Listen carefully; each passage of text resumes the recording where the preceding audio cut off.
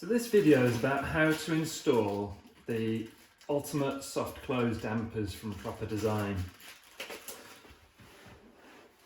They're fairly easy to fit once you get used to how they work and understand the sort of concept of fitting them. When you get them, they come inside their holder and you slide them out by giving them a little push on the back of the piston, and then that slides out. Now you can either sink these straight in by drilling a hole into the carcass. It's a 10mm diameter hole, and then they'd slot straight in, or like most people tend to use the holder. Now it's really important that you find out first where to actually fit, and it's got to be precise. Really important. So the easiest way to find that out is by using a little bit of masking tape. So, because we don't want loads of holes all over your carcass, your cupboard carcass.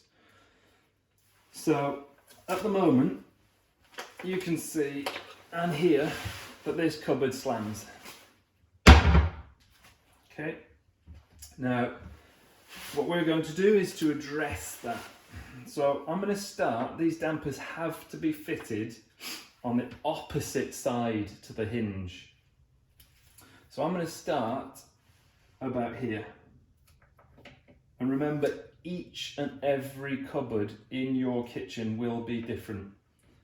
So the dampers, I should point this out, have got a little lip here, and that lip needs to sit onto the front or the side of your cupboard, and it stops the whole unit sliding backwards. So I'm going to try just one at the moment, although this particular kitchen has got solid wood doors, so it's quite a heavy door and probably a medium kind of spring. And let's see how that goes.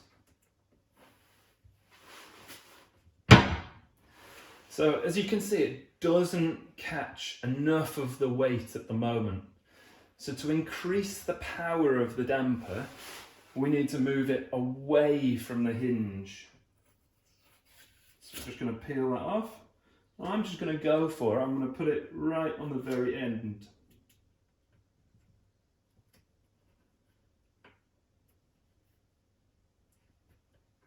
And it still might not be right.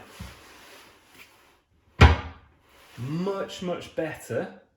But what's actually happening here in this particular door is it's caught the top and softened the slam, but it's actually catching at the bottom still.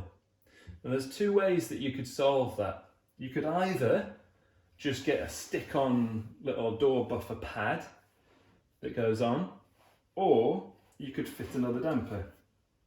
So we don't really want to fit them along the bottom, because as you're trying to put things in and out, the dampers get caught and might get damaged.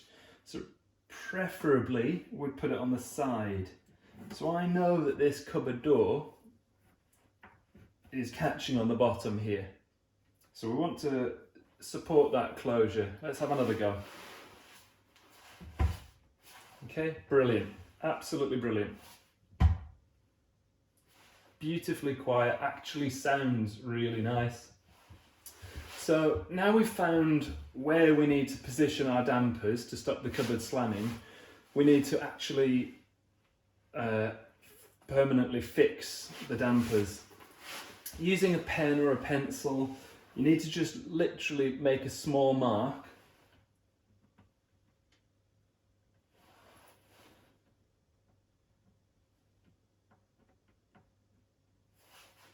Where each damper needs to go. We can then remove them, take off the masking tape, pop the piston out, and we'll need to reposition the holder, mark up through the screw holes,